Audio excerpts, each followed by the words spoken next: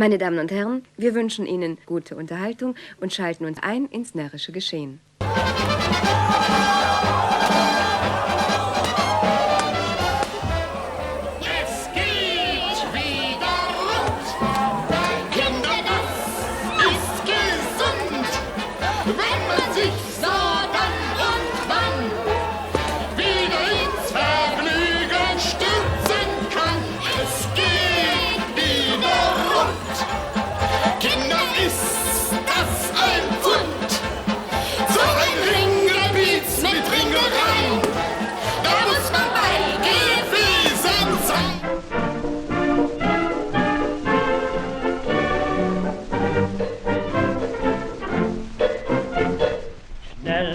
Die Pritsche jetzt zur Hand, nimm den Orden mit dem Band, heißt es doch den Feind besiegen, der Griechen genannt.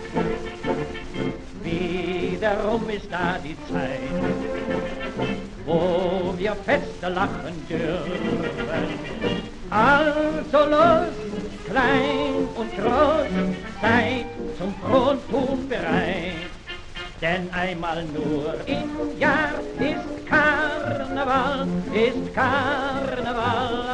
Rhein. Denn einmal nur im Jahr ist Karneval am Rhein.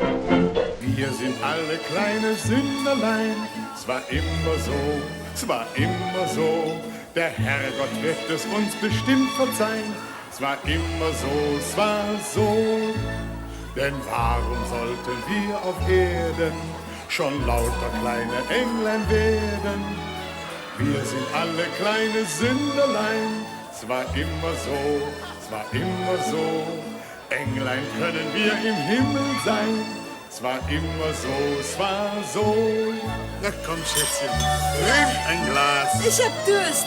Na, Prost. Uns quält oft ein großes Durstgefühl. Es war immer so, Und dann sind wir immer sehr labil. Es war immer so, es war so. Erst wollen wir nur ein Gläschen naschen, doch dann gibt's nur noch leere Flaschen. Wir sind alle kleine Sünderlein. Es war immer so, doch der Herrgott wird's bestimmt verzeihen. Es war immer so, es war so.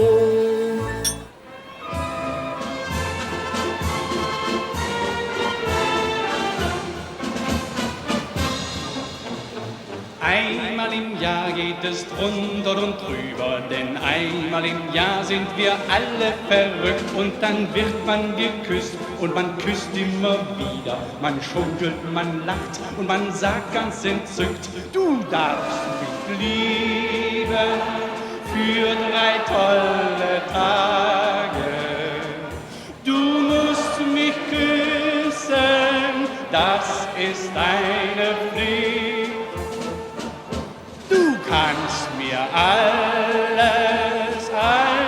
Schöne sagen, nur nach dem Namen frag mich bitte, bitte nicht.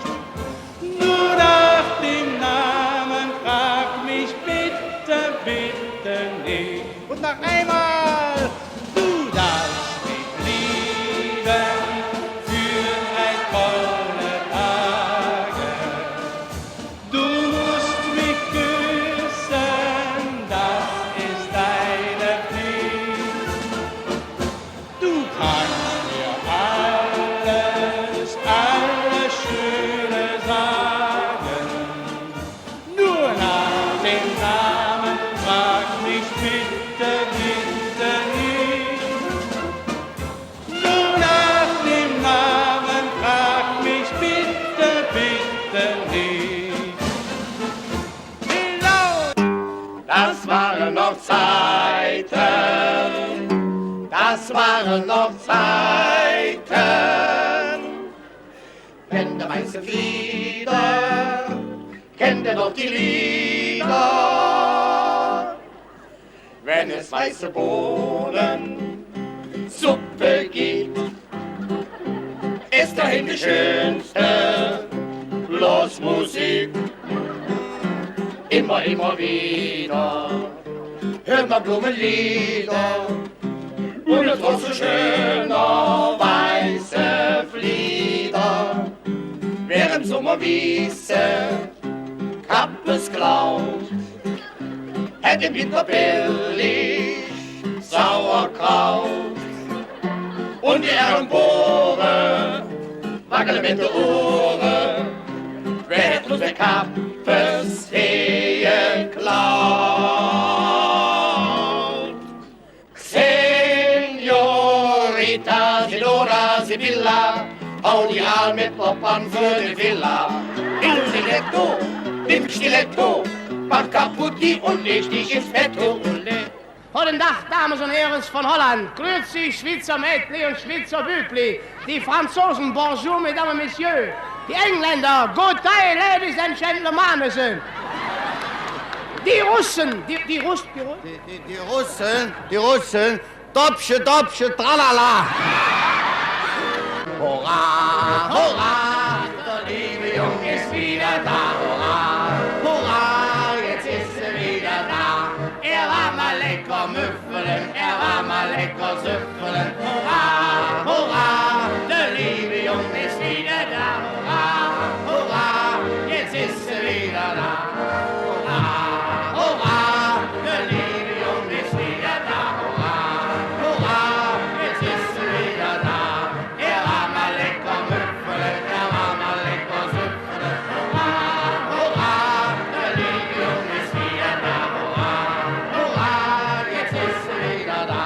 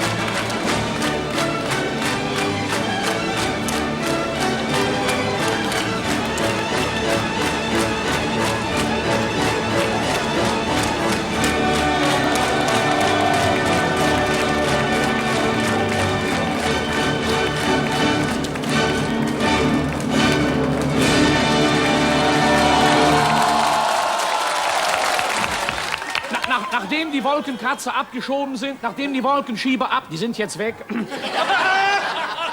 Kommt nun einer, ich komme zu Ihnen getrottelt, ich sollte immer dichter werden. Aber die Muse hatte mich als Kind nicht geküsst, die hat mich besabbelt. Später wurde ich Dichter, dann habe ich gedichtet. Wer sein Licht stellt unterm Scheffel, das ist bestimmt ein dummer Büffel. Doch wer sein Licht stellt unter die Matratze, so ein Licht ist für die Katze. Denn diese Menschen, sah ich barsch, du verbrennst dir damit deinen... An sich kannst du hinstellen, wo du willst.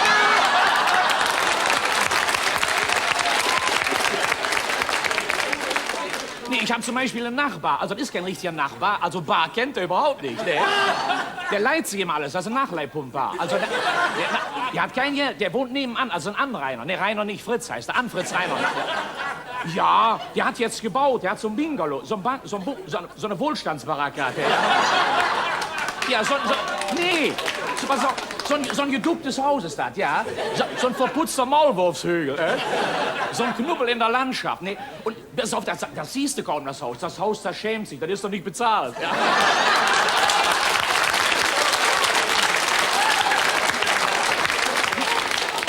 Ja, und obendrauf hat er so ein komisches Dach. Wie heißt er nochmal? Reit. Nicht Reit. Gladbach. Reit. Wer reitet so spät durch Nacht und Gewitter? Es ist verschmitzt mit ihrem Peter. So ein Dach nicht. Nee, so ein Reit, so Schilf, so Binsen. Wie der Moses, der hat doch im Schilf... Das war ein Schilfbürgerstreich. Der lag im Wasser, bis am Wasser. Deswegen heißen die ja Nasser alle da. Und ja, nee, wenn man so bedenkt, ich meine, wie der Nachbar von mir, der ist so ein netter Mensch. Der hat das Haus damals gebaut, das war vor kurzem oder vor langem. Lass mich nicht lügen. Nee, der hat das gebaut, das haben 2 Rentner gebaut nach Feierabend. Ja. Ja, es war genau wie in Paris der Invalidendom. Deswegen heißt der Invalidendom. Ja.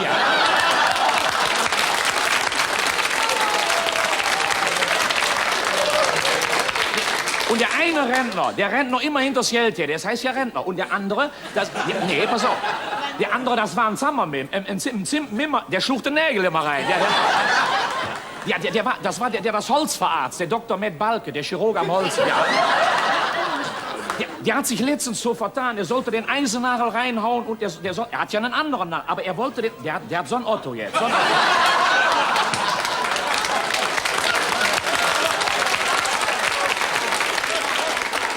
Nee, jetzt hat er dachte wohl, im Moment des Zuschlags hat er Paragraph 51.2 und er statztet, denkt er, was hast du da? Er hat gesagt, richtig, Ei, der hat eine Hühnerfarm. Ja. Und dann kriegte er auf einmal Ping am Ball, er schmerzte ihn so. Und jetzt hat er ich dachte, wäre den Captain Canaveral gewesen, weil der heulte, dann brüllte der, dann musste die Rakete gezündet haben. Der ist durchs Dach, die suchen den immer noch. Ja.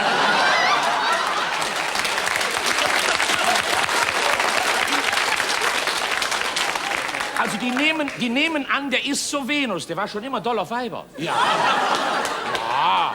Oder der kreist um die Venus, der hat ja Kreislaufstörung. Nee, wie mein Nachbar, ist wirklich so ein netter Mensch. Ich meine, der isst ja morgens, mittags und abends, isst er immer Pilze. Ja, dann isst er die Champion, die Cassius Clay Pilze, isst er... Die kleinen Pilze fürs große Maul, ja. Und die Pfufferlinge, Pfeffer, die braunen, die isst er auch immer, ja. Der hat schon so viel Pilze gegessen, der kriegt schon bald einen Pilzkopf. Ja. Und der Sohn von ihm, das ist ein Gammler. Kennen Sie einen Gammler? So ein Kloschar in der Lehrzeit. Ja.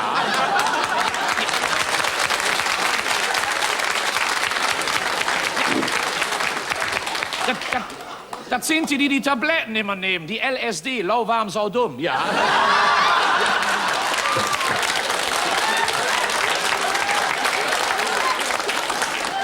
Nee, ich esse ja am liebsten, esse ich ja Schuschlik. Nee, Fleisch auf Draht, so ein Stück. Ein Stückchen Fleisch, dann kommen 2 Stückchen Zwiebel, dann kommt IG Bausteine Erde. Nee, Leber. Dann kommt eine Notstandsgesetz und eine Lücke noch ein Minister, dann ist das ganz am Ende, ja. Nee, also ich war so schön am Essen, kommt der Ober vorbei mit dem Teller. Ich sage, Ober, der Teller hat ja einen Sprung. Das ist kein Sprung, das ist ein Würstchen.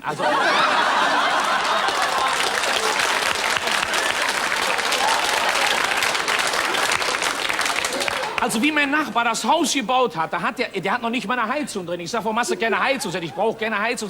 Ich habe doch ein Zimmer vermietet an einen feurigen Spanier, soll die ganze Bude warm halten.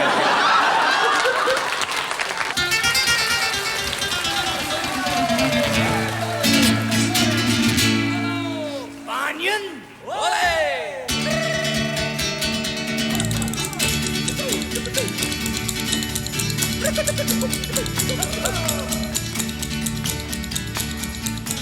Jedes Jahr im Sommer geht das Spielschiff wieder los. Mit Sack und Pack nach Spanien, weil es da ja nicht viel kostet. Wir fliehen dann mit dem Neckermann von Bahn auf Benidorm.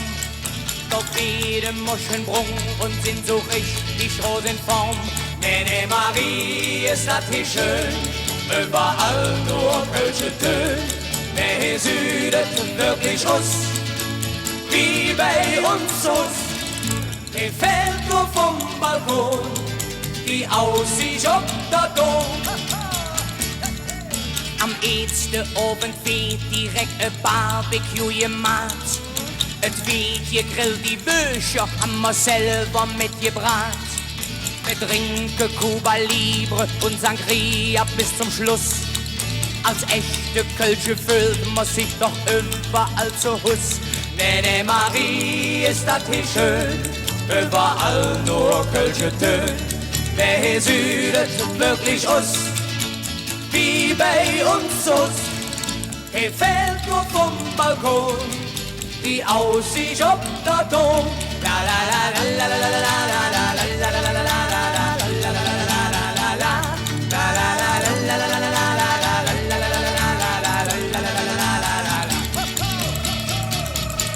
am nächsten Morgen treffen wir sich um 10 Uhr dann am Strand. Eine Zeitung aus der Heimat und das Radio im Sand. Um 12 Uhr jedes Mittag im Hotel, es werden gekocht. Ätzezup mit Hemmsche, jedes einmal in der Woche. Nee, Marie, ist das hier schön, überall nur Kölsche Töne. Wer hier südet, tut wirklich aus, wie bei uns so. Hier fällt nur vom Balkon die Aussicht auf der Dom. La la la la la la la la la la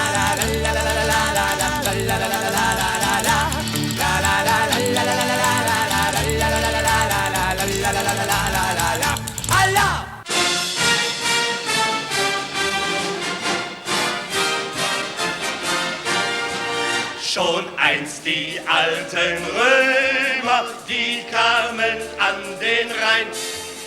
Denn unsere Agrippina, sie war ihr Sonnenschein. Und Agrippinas Töchter voll Sex und Fröhlichkeit verheizten schon die Playboys der guten alten Zeit. Ja, Köln ist deine Reise wert, wer hierher fährt, fährt nie verkehrt. Wenn du fragst, wie kommt das los, in Köln ist immer was los. Die schönsten Kölner Tore im Reiseführer stehen. Doch noch viel schönere Tore kannst beim FC du sehen. Und in der Kölner Messe boxt Müllers ab und haut den Gegner in die Fresse, den Ringrichter Knockout. Ja, Köln ist deine Reise wert, wer hierher fährt, fährt nie verkehrt. Und wenn du fragst, wie kommt das los, in Köln ist immer was los. Nach jeder Jahreswende kommt unsere Frohsinnszeit. Denn die Blatzheim reicht die Hände, nur Brauchtum weit und breit. Küsst dich beim teuren Weine, ein teures Mägdelein. Dann pfeift auch alle Scheine bei diesem Edelstein. Ja, Köln ist deine Reise wert, wer hierher fährt, fährt nie verkehrt. Und wenn du fragst, wie kommt das los, in Köln ist immer was los. Der FC Adenauer, Familiengroßverein, ist weltbekannt durch Cleverness in Moskau und am Rhein. Die Mannschaft klünge prima seit über 40 Jahren. Papa spielt jetzt Reserve, doch Max ist ja schon da. Ja, Köln ist deine Reise wert, wer hierher fährt, fährt nie verkehrt. Und wenn du fragst, wie kommt das los, in Köln ist immer was los. Jawohl! Ja, Köln ist deine Reise wert, wer hierher fährt, fährt nie verkehrt. Wenn du fragst, wie kommt das los, in Köln ist immer was los. Ich sage Prost auf den Meister, Günther Eilemann, gerade 80 geworden, aber Champagner klingt nicht. Aber dafür schmeckt er gut. Dafür schmeckt er gut. Zum Wohl. Stoßen wir erst mal an auf 80 tolle Lebensjahre, die ja wie bei jedem Menschen in der Kindheit angefangen haben. War da schon sozusagen die Musik in Ihre Wiege gelegt worden? Ja, 100%. Und zwar, es ist hochinteressant, was ich jetzt erzähle. Ich habe mir die Platten aufgelegt, also Schallplatten, und habe immer davor gestanden und dirigiert. Aber es gab nie den Wunsch, Musik für den Fasteloven zu machen? Nein, nein. Das kam erst sehr viel später. Und wie kam das? Nach dem Krieg.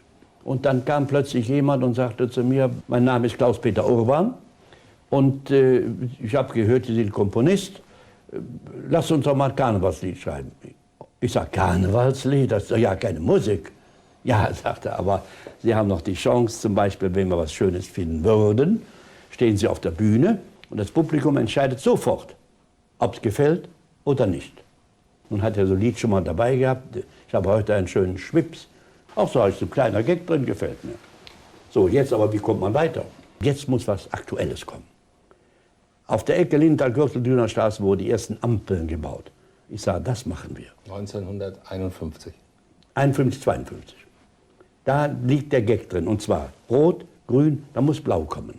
Blau ist Karneval. Also lassen wir uns überlegen, wie wir dann das Ding hinbekommen. Und das war dann sofort ein hervorragender Erfolg. Soll ich mal spielen? Bitte.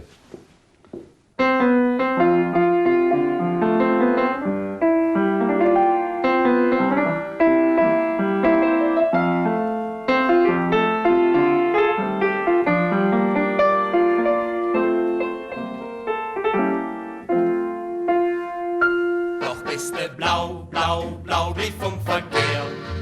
Wenn du das seht, dann hast du das Malheur. Och, Kinder, war dat früher in Kolonie ja doch nett. Da gingste mit den ob der Straß und keiner seht er jet. Dat war mal, dat is passé, dat jeder Tück nit nie. Versögerens Lichtgüttenen blö und flöt die Melodie. Es wird rot, rot, rot, da muss man schreien. Dann wird es grün, grün, grün, lache ja. Doch bist du blau, blau, blau, nicht vom Verkehr. Wenn jetzt passiert, dann hast du das Malheur. Es wird rot, rot, rot, da muss man schreien. Dann wird es grün, grün, grün, lache ja. Doch bist du blau, blau, blau, nicht vom Verkehr. Wenn jetzt passiert, dann hast du das Malheur.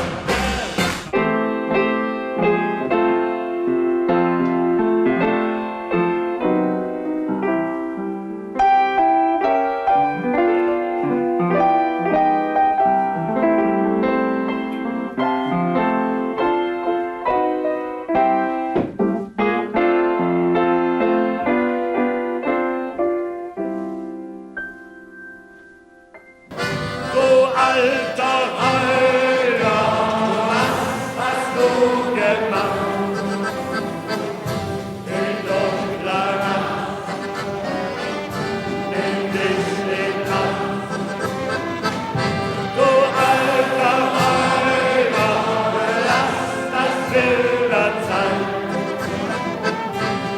Denn dein Herz braucht nur einen Schatz allein.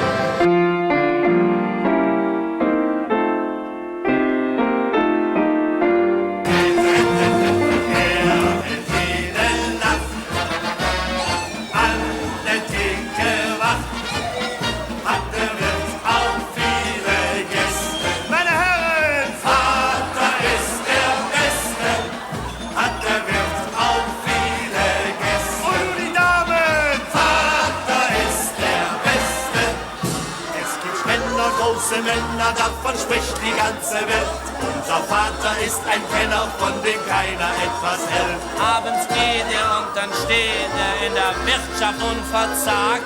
Die Verwandtschaft macht Gezeter, Die Familie aber sagt, Vater ist der Beste. Kunde im Lokal, er bedient jede Nacht. Schalalala, an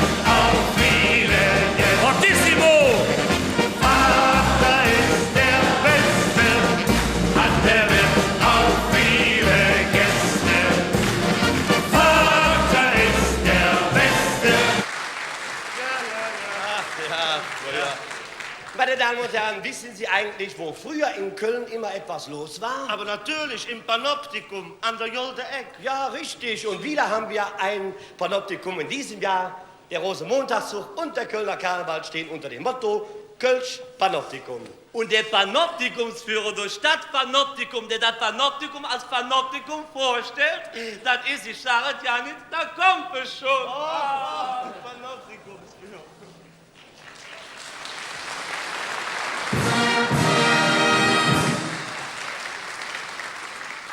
Meine Herrschaften, die Führung durch das Panoptikum beginnt in wenigen Minuten. Im Wachsfigurenkabinett sind einige Minister weich geworden. Und Minister sollen ja nicht weich werden, eher hart.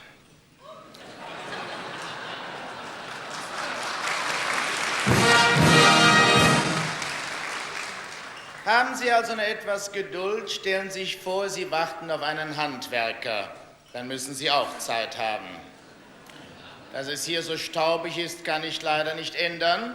Heute Morgen wurde hier der neue China-Kurs von de Gaulle besprochen. Das hat viel Staub aufgewirbelt.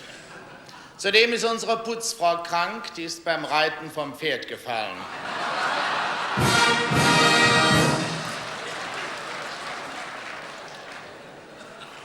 Entschuldigen Sie, aber ich komme mir heute vor wie die SPD. Ich habe einen ganz schönen Brand. Ich aß heute Mittag FDP-Heringe. Ist das Gegenteil von Bismarck-Heringe. Bismarck-Heringe sind mit Kopf und ohne Gräten. FDP-Heringe sind mit Gräten, aber ohne...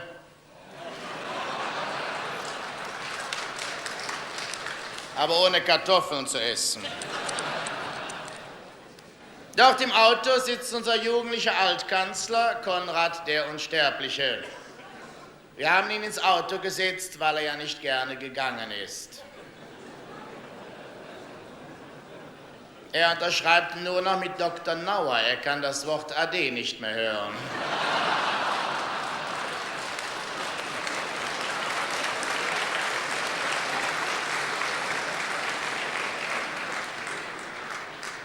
Vor kurzem feierte er seinen 88. Geburtstag und der Kölner Männergesangverein machte ihm eine große Freude mit dem Lied Junge, komm bald wieder. Die CDU schenkte ihm ein Marionettenspiel zur Erinnerung, die SPD eine Flasche Branntwein und das Märchenbuch Es war einmal eine Opposition. Die FDP überreicht ihm einen großen Strauß Fuchsien und ein Mensch ärger dich nicht Spiel. Vom Tanzmariechen der Kölner Prinzengarde bekam er ein Küsschen und daraufhin beschloss er, im nächsten Jahr in Köln Prinz Karneval zu werden.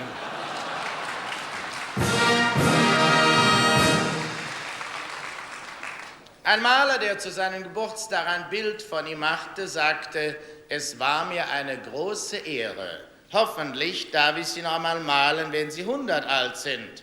Adenauer erwiderte, warum denn nicht? Sie sehen doch noch ganz rüstig aus.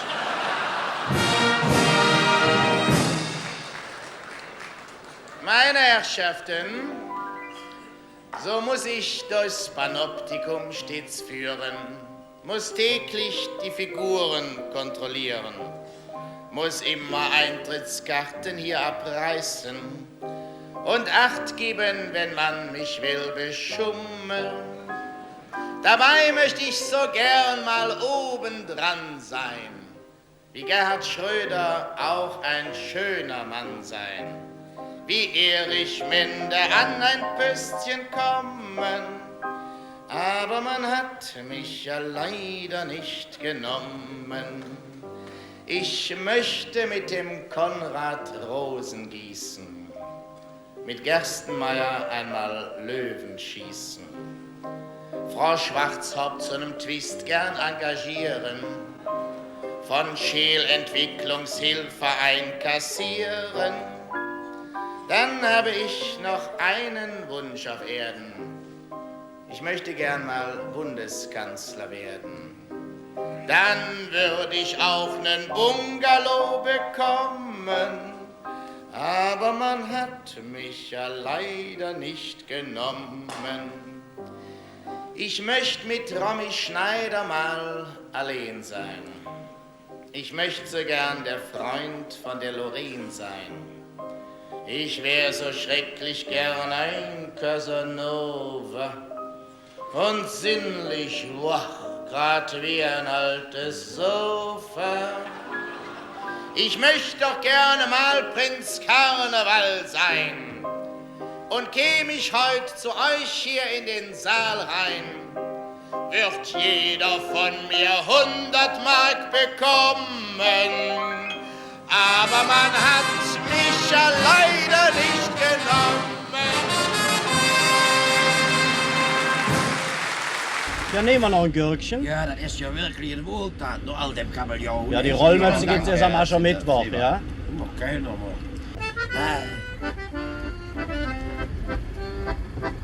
Let's beim Jubiläum sich, da mo doch noch Fernsehen ich. Die machten ein Interview mit mir im Nu. Dann fragt der Reporter schlau, was macht denn so Ihre Frau? Da seht ihr ne Zöre, ich stemm genau.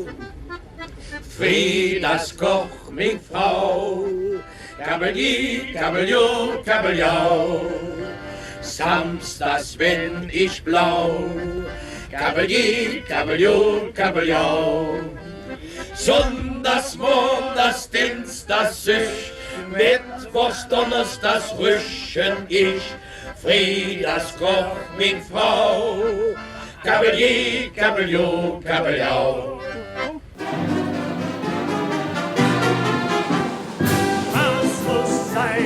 Lachen ist gesund. Spaß muss sein, sonst kommt man auf den Hund. Spaß muss sein, ob mit, ob ohne Geld.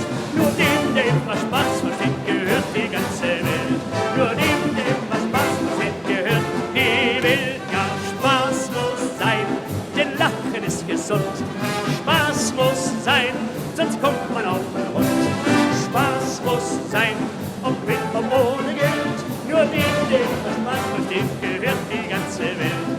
Nur dem was Spaß versteht, gehört die Welt. Im Karneval, da geht es lustig zu. Im Karneval, da gibt es keine Ruhe. Da wird gelacht, geschunkelt mit Allah und mit Hello. Und mancher putzt die Zähne sich dann nur noch mit Schabau. Ja, Spaß muss sein, die Lache ist gesund. Spaß muss sein, sonst kommt man auf den Hund. Spaß muss sein, ob mit, ob ohne Geld. Nur dem was Spaß versteht, gehört die ganze Welt. Nur dem was Spaß versteht, gehört die Welt. Zu einem Untermieter kommt der Herr Gerichtsvollzieher. Ich muss bei Ihnen finden all die schönen Möbel hier. Der Untermieter sagt zu ihm mit lachendem Gesicht: Von mir aus können Sie alle nehmen, mir gehören Sie nicht. Spaß muss sein, denn Lachen ist gesund. Spaß muss sein, sonst kommt man auf den Hund. Spaß muss sein, ob mit, ob ohne Geld. Nur dem was Spaß versteht, gehört die ganze Welt. Nur dem was Spaß versteht, gehört die Welt. Spaß muss sein, denn Lachen ist gesund. Spaß muss sein, sonst kommt man auf den Hund. Spaß muss sein, ob mit, ob ohne Geld. Nur dem was Spaß versteht, gehört die ganze Welt. Nur dem was Spaß versteht, gehört die ganze Welt. Hello!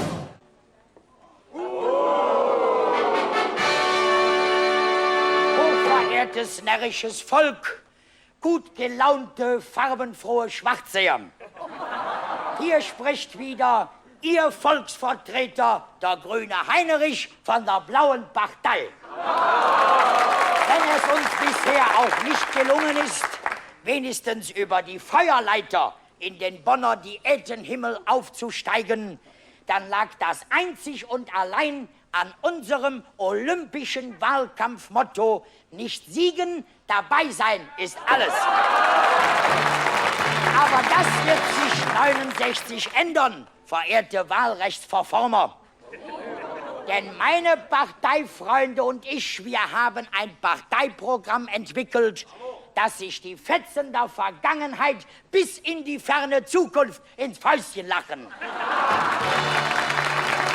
Nun glauben Sie aber nicht, verärgerte Koalitionsgeschädigte, wir wären eine der üblichen 0815-Parteien, die nur durch Wahlgeschenke ihre Schäfchen ins Trockene bringen. Oh nein, liebe Notstandsmuffel, wir versprechen Ihnen gar nichts, aber das halten wir auch. Exzellenzen, Eminenzen und Magnifrequenzen, außerparlamentarische Hürdenläufer, hochgegangene Studenten, Abiturienten und sonstige Lehrmittelfreunde.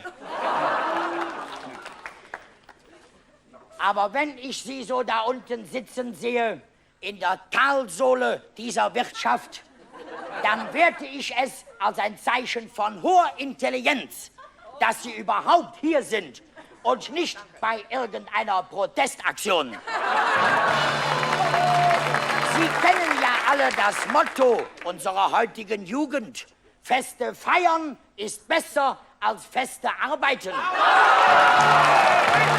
Ich gebe ja zu, gereizte LSD-Schlucker. Dieser Standpunkt ist nicht schlecht, denn auch meine Partei plädiert für den 40-Stunden-Monat. Aber warum denn immer gleich auf die Barrikaden steigen? Das erinnert mich an Rasputin, den Urgroßvater aller Gammler. Angeschlagene Mietwucherer, sehr verehrte Moralprediger, liebe Hopsparker, ich will hier gar nicht wissen, bei welcher Partei Sie bisher versichert waren. Aber das eine steht fest: Wir haben schon manchen Schwarzen und Roten so richtig blau gemacht. Denn Sie müssen wissen, unser Regierungsprogramm fängt erst bei 2,1 Promille an. Wenn Sie also wollen, dass es wieder so richtig rund gehen soll in unserer Wirtschaft, dann kommen Sie zu uns, zur Blauen Partei. Denn unser Motto lautet: Wer ausruhen will, den ganzen Tag frei, der schreibt auf seinen Wahlzettel: Ich danke für Ihre Stimme. Komm mir vor wie in Bonn. Furchtbar hier. Alaf! Hör mal, hast du das gehört, was hier los ist? Das setzt dem fast das Ei auf die Krone. Nicht beirren. Wir singen jetzt alle kräftig unseren gemeinsamen Refrain. Du alter Räuber, was...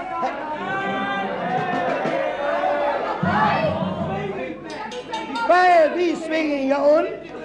Aber da ist der unswinging. Das habe ich schon vor 48 Jahren gesungen im Wappenhof unten am Rhein. Swinging, schönen Abend, Moment, schönen Abend. Schönen Abend. Kapelle. Swing, hello boys.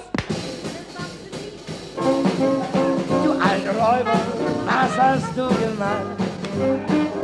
In dunklen Nacht, nimm dich hinein. Du alte Räuber, lass das Willen sein, denn dein Herz braucht nur einen Schatz allein. Und jetzt alle! Du alte Räuber, was hast du gemacht? In dunkler Nacht, nimm dich hinein. Ich weiß ja nicht, ob das Jazz ist, aber ich finde das an und für sich sehr schön. Und da ich so eine stille Liebe für den Kurt Edelhaaren habe, da habe ich mir gedacht, machst du mal einen Text dafür, nicht? Und da habe ich das denn. Herr Edelhaaren, würden Sie bitte mal zu mir kommen? Ach, das ist ja eine große Ehre, dass der Herr Edelhaaren zu mir... Eigentlich müsste ich ja zu dem kommen, aber das geht aus technischen Gründen, geht das nicht. Und, na, dann fangen wir mal an. 3, 4, ein Lied, nicht? Was gibt's denn?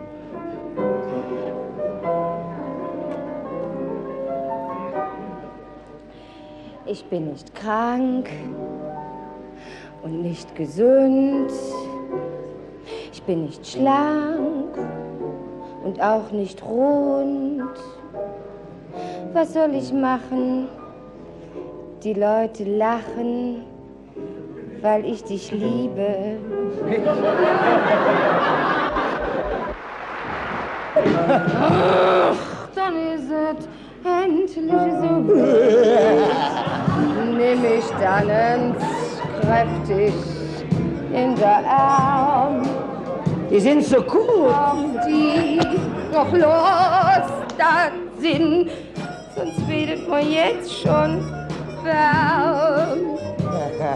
Horsti, ich gehöre dir und bin nur dein. Horsti, hör mal endlich schon allein. Blöd, ich kriege den Kopf.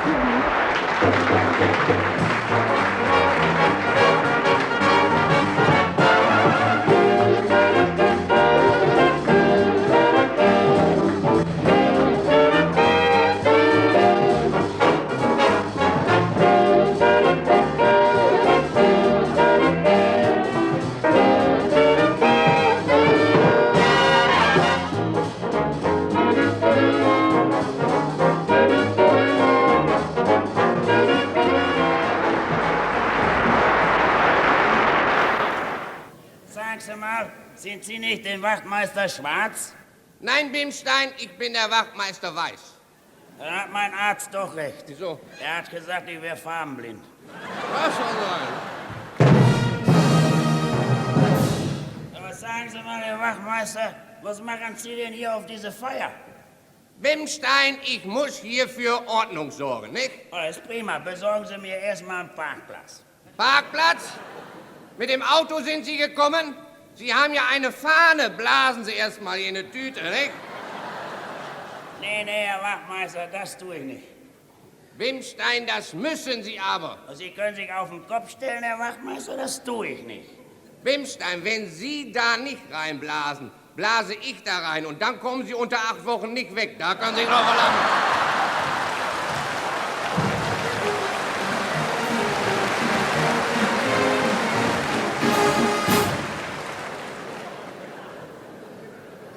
Bimstein, wo wir gerade vom Trinken sprechen, aber seien Sie doch mal ehrlich, wie viel Bier haben Sie denn getrunken? Ach, Herr Wachtmeister, so 10, 12 Stück. So. Ja, wo haben Sie die denn getrunken? Ja, in der Kneipe bei meinem Freund, bei dem Pillow Schumacher. Bimstein, dann ist es nicht so schlimm, der macht die Gläser sowieso nur halb voll. Dann ist es nicht schlimm.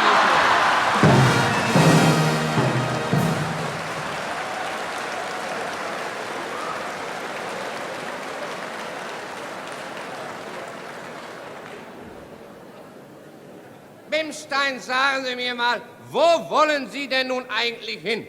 Ich? Ja. Nirgends. Sie haben sich doch so in Schale geschmissen, müssen Sie doch irgendwo hin wollen. Nee, ich will nirgendwo hin, ich komme gerade wieder. So. Dann sagen Sie mir mal, Bimstein, wo kommen Sie denn her? Ja, ich war heute mal ins Stadttheater, in der Matinee-Vorstellung. Aha. Was haben Sie gegeben? 6 Mark.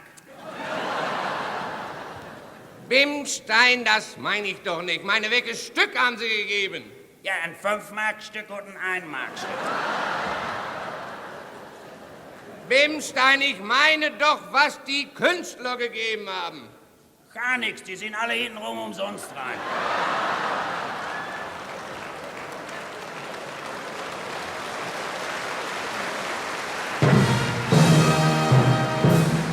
Hören Sie auf mit Polizei, Herr Wachtmeister. Wieso? Ja, die Hälfte von der Polizei, die pennt durchlaufen. Bimstein, das war schon wieder eine Beleidigung. Das nehmen Sie sofort zurück. Ja, die Hälfte der Polizei pennt nicht. So, das war die auch.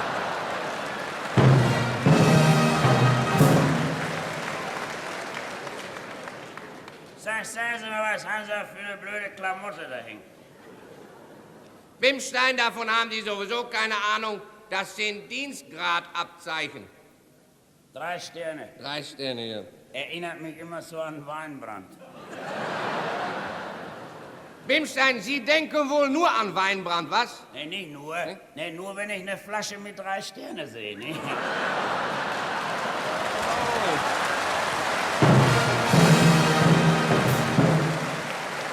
Sagen Sie mal, Herr Wachmeister, Meine Sie Gnädigste. sind so zufällig immer im Dienst. Jawohl, was? ich bin immer im Dienst, soll ich sagen. So, dann wollen wir mal ganz schnell ein... Was heißt das? Ja, jetzt Was denn? Sie Was- kleiner Draufgänger. Was ist denn los? Da kann man ja den ganzen Tag Strafgebühren kassieren und dann nicht mal selber echt sein. Los, pusten! Nicht pusten, pusten haben wir gesagt. Los!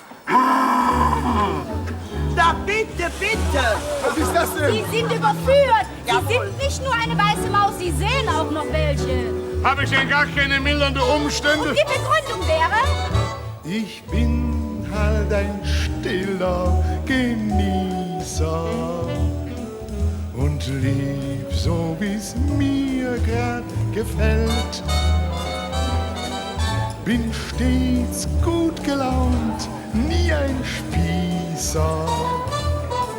So fühl ich mich wohl auf der Welt.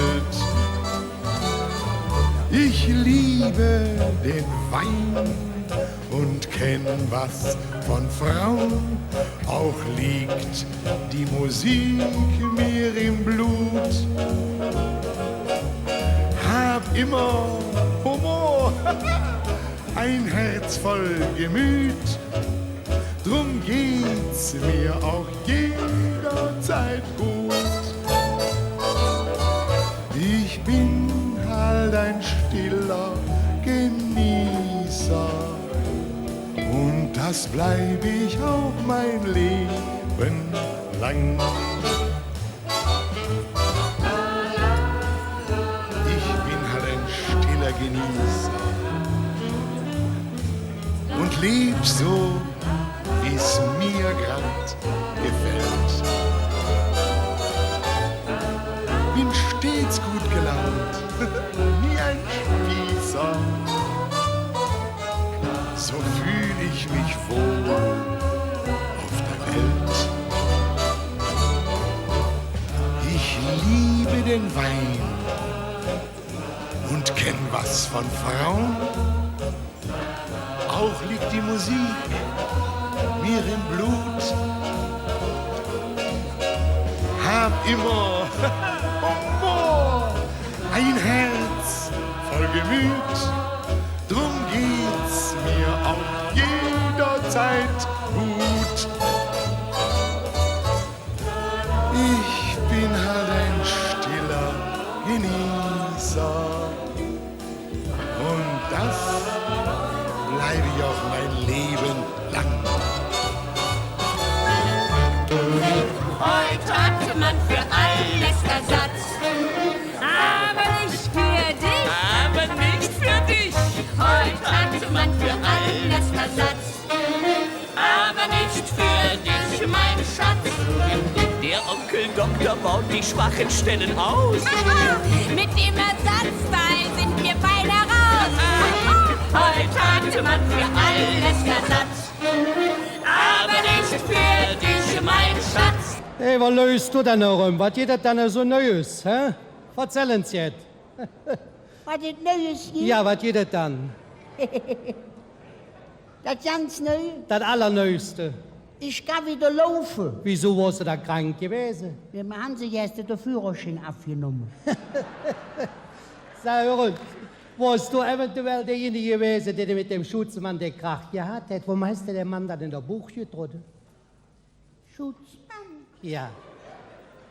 Buch getroffen? Ja. Wann? Gestern. Yesterday? Ja. Kann ich doch nicht dafür, wenn der jetzt sich plötzlich rumdreht. Sag uns, da fällt mir auf, der hätte doch jetzt den Führerschein aufgenommen, ne? Führerschein? Ja, Der ist doch weg. Der ist weg, ne? Aber jetzt musst du mit dem Bus fahren, ne? Mit dem Bus? Ja, der Führerschein ist da weg. Du musst jetzt mit dem Bus hinfahren. Mit dem Bus fahren? Ja. Das geht nicht. Warum geht das dann nicht? Überlegst du? Ja. Der kriegst du ja nicht in die Garage rein. Oh, bester Tante, Mann. Sag uns, machst du auch gern große Frauen? Ob ich gern große Frauen Ja. Die sind mir zu groß. Die sind ja zu groß? Machst du denn kleine gern? Ich bin selber klein. Aber blonde, ne? Mach ich auch nicht. Schwarze? Schwarze? Hast du Schwarze gesagt? Ja. Schwarze? Ja. Mach ich auch nicht.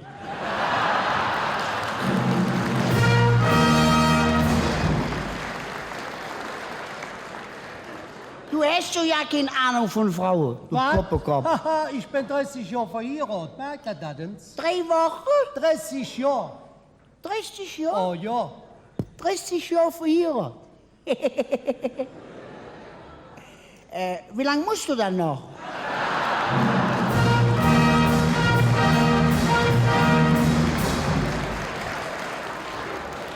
Noch mal eine Twiste, ja? Ja, lass meine Twiste. Los Gone Liverpool. Was ist das dann? Das ist Englisch. Ja, was heißt das dann? Los John Liverpool heißt das.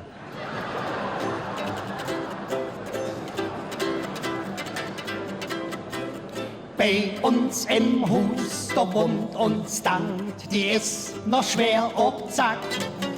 Sie spielt noch immer Fußball und fährt auch Motorrad. Wo doch das Motorrad? Und wenn die so mit 80 Sache rast durch den Verkehr, dann jutzen all die Straßenbands und rufen hinterher. Tante Anna, die ist wieder da, rufe die in Kofi, la mit 70 schon noch im Mini-Rock, läuft die Ohren wie ne Hippenbock, läuft dann was Beste da. Wer weiß, was das noch wieder so, da. Ein bisschen Leffe drin, ja? Für Wochen ist uns aus dem Zoo nen Esel durchgebrannt. Der kommt mit Hot und Hü allein durch Straße raufgerannt. Ist es jetzt gut? Das war doch der Esel, du Esel. Da ist die ganze Nummer kaputt, Mann. Da sprung uns dann vom Motorrad und stellt sich in der Weg. Da hätt das Tier von lauter Schreck ne Nervenschock gekriegt. Tante Anna, die ist wieder da, rufe die im Kofi, la mit 70 schon noch im Mini-Rock, läuft die Ohren wie ne Lippenbock, läuft dann was Beste da.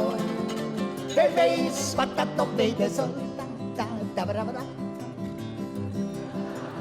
2 Kerls mit schwarzer Maske und Pistolscher in der Hand. Die machten uns nen Überfall und schnappten sich uns dann. Die haben uns dann noch nicht gekannt, sonst hätten sie das nicht gemacht. Die 2, die haben sie hinterher in der Krankenhaus gebracht. Tante Anna, die ist wieder da, rufe die im Kofi, la mit 70 noch im Mini-Rock, läuft die Ohren, die Babybock, lebt dann was Beste da. Wer weiß, was das doch wieder soll.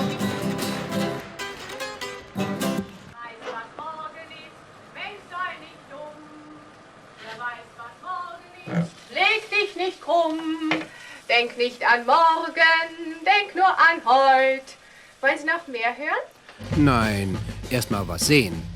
Nicht sowas, sondern die brave Ehefrau bei der Arbeit, die treu sorgende Mutti beim Füttern und den Papi, aber der ist Judo-Trainer nebenberuflich. Währenddessen seine Frau Verse schmiedet und sich als Tonsetzerin betätigt. Wissen Sie, zu dichten und Melodien zu fabrizieren, das war eigentlich immer schon mein Hobby. Und seitdem ich nicht mehr als Sekretärin beschäftigt bin, kann ich mich diesem Hobby besonders widmen. Und in diesem Jahr habe ich sogar den Sprung auf die Bühne gewagt. Ne halbe Hand, das ist bei uns rückelt schön mit Kies. Für Hand seht ma, da schenk bei uns, et Agnes is et Nies. Jetzt alle ne halbe Hand, das ist bei uns rückelt schön mit Kies. Für Hand seht ma, da schenk bei uns, et Agnes is et Nies. Herr Schulze eine Reise tat, er kam nach Köln am Rhein. Er sah den Dom, fand ihn so schön, wie toll wird's oben sein. 500 Stufen stieg er dann, es war ihm ein Pläsier. Doch als er wieder unten war, da röchelt er ein Bier. Kölsch, Kölsch, Kölsch, das ist jetzt für die Jung. Kölsch, Kölsch, Kölsch, das ist jetzt für die Zung. Kölsch, Kölsch, Kölsch, wie gut das hit. Drum trink ein Gläschen Kölsch mit mir jetzt schön, es geht nicht. Drum trink ein Gläschen Kölsch mit mir jetzt schön, es geht nicht. Ich bin als Kölsch original bekannt, werd überall Oils Palm genannt. Wer mich noch nicht kennt, dem stell ich mich hier als alle Kölsche für. Ich trete Oil Tag aus, Tag ein, manchmal am Dom, auch am Eilstein. Neulich da stunden zwei Oilsche still, bronzet dem Meiers will. Da muss man mal nachgucken, da muss man mal dran drehen. Das Ding hat seine Mucken, drum bleibt es immer stehen, drum bleibt es immer stehen.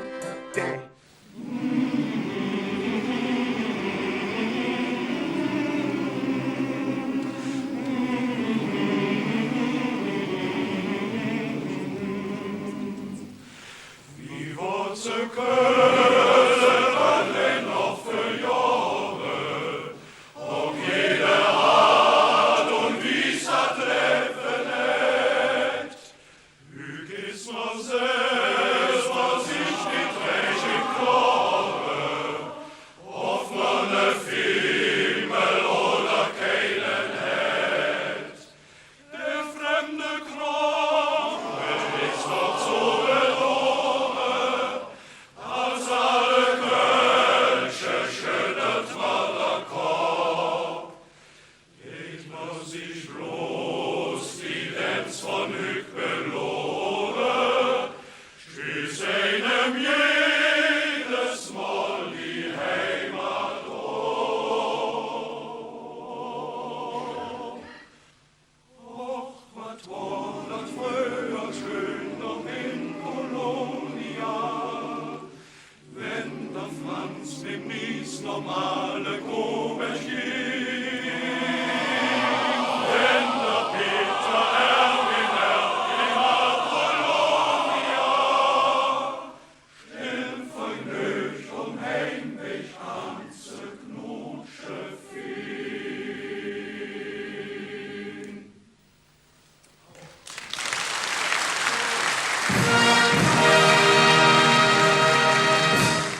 Günter Allemann, Karneval Anno Pief, die berühmten Schwarz-Weiß-Fernsehübertragungen aus dem Kölner Karneval im Gürzenich. Was fällt Ihnen dazu ein? Das erste Mal war ja ein Fiasko. Die erste Fernsehsendung von Köln war ja es war doch schwarz-weiß. Und Ferdi Leisten hatte die Idee, mal eine moderne Karnevalssitzung zu machen. Modern, von der Musik her. Wir waren einmalig, die Idee allein zu haben. Und das ging also in die Hose. Jupp Schmitz hatte das mit dem Hirtenknabe von St. Katharin und der immer im Smoking kam. Das sind so Dinge, das darfst du nicht machen. Wenn du immer im Smoking kamst, er elegant und hat seine Lieder vorgetragen. Jetzt kommt der da mit der Lederhose an, mit den Bahnsocken. Er war ja ein gut aussehender Mann und sitzt da am Klavier und singt dann von St. Katharin, der Hirtenknabe. Das nimmt der Kölner nicht ab. Das nimmt er nicht ab. Und wir standen hinter der Bühne. Es pfeift einer da hinten. Das spürst du durch die Wände durch. Da pfeift einer. Da schreit einer aufhören. Ich kriege jetzt noch nasse Finger, Herr Baltes.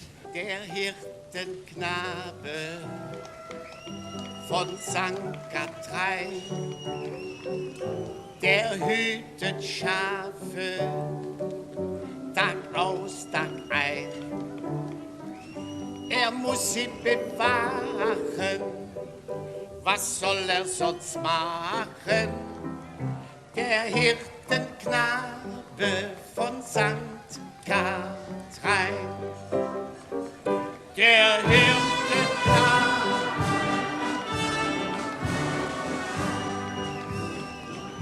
Und auf dem Berge von St. Katharin zählt er die Schafe Tag aus, Tag ein.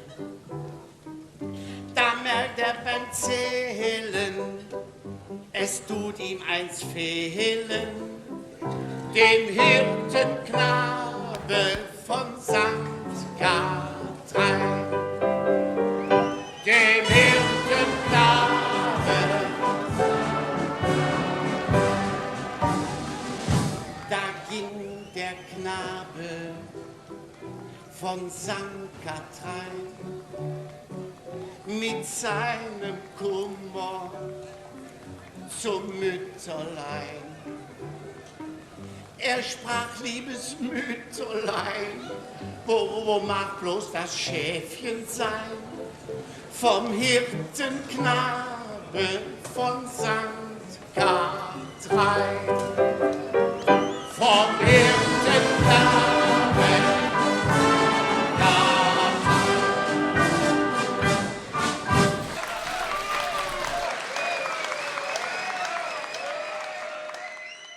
Ich weiß, dass es ihn tief getroffen hat und dass ihn das auch keine Ruhe gelassen hat und daraufhin er eine Persiflage auf dieses Lied wieder gemacht hat. Und das ist so toll angekommen. Aus dem schönen Alpenland kam nach Köln am Rhein einst ein Knabe braun gebrannt und brach furchtbar ein. Mit der Lederhose trat er vors Publikum und sang eine Moritat und das nahm man ihm krumm. Oh wie dumm, oh wie dumm, oh wie dumm.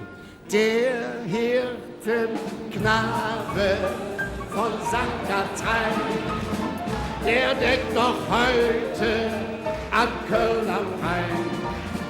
Er sang seine Lieder, da pfiffen die Brüder, drum singt er nur noch in St. Katharin. Der Hirtenknabe von St. Katharin, der deckt noch heute an Köln am Rhein. Er sang seine Lieder, da pfiffen die Brüder, drum singt er nur noch in St. Katharin. Wenn er vor den Schafen sang, wurde er nie verhöhnt, denn die waren ein Leben lang an den Quatsch gewöhnt. Doch als er zum Fernsehen ging, sittsam und so brav, und dort an den Flügel hing, war er das größte Schaf. Der Hirtenknabe von St. Katharin, der deckt noch heute an Köln am Rhein. Er sang seine Lieder, da pfiffen die Brüder, drum singt er nur noch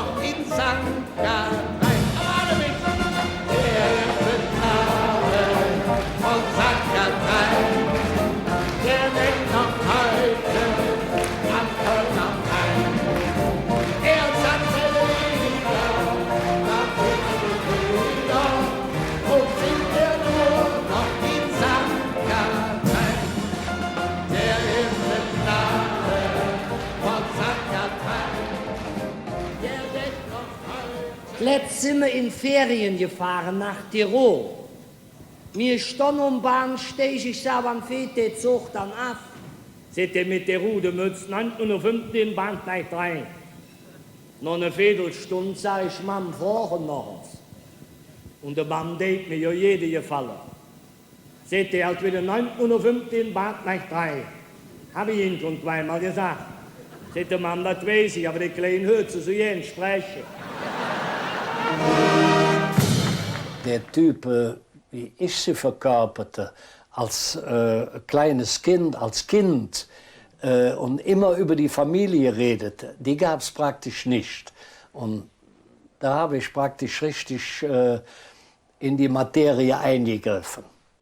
Bevor wir abfuhren, ist der Mann mit mir noch am Doktor gegangen, ob er auch gesundheitlich fähig war, mitzufahren. Da sitzt er brummt schon in Zwinnebeer. Kann auch essen wie eine Wolf. Seht der Doktor, ist auch dreckig wie ein Ferkel.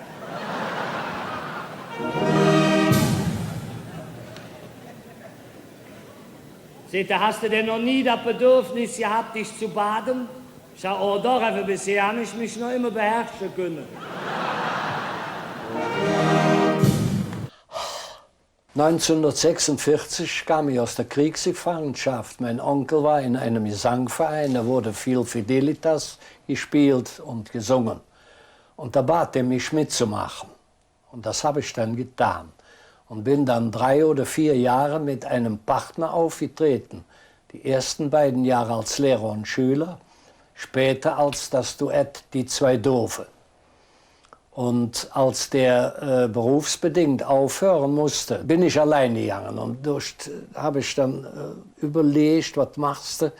Und dann gaben mir Kollegen Tipps, mit dem Doofen zu bleiben, weil mir das lag. Und da sagt man doch schon so manchmal zu einem, du bist ein Doofnuss. Da habe ich diesen Ausdruck dann gewählt. Und der hat bis heute Geltung.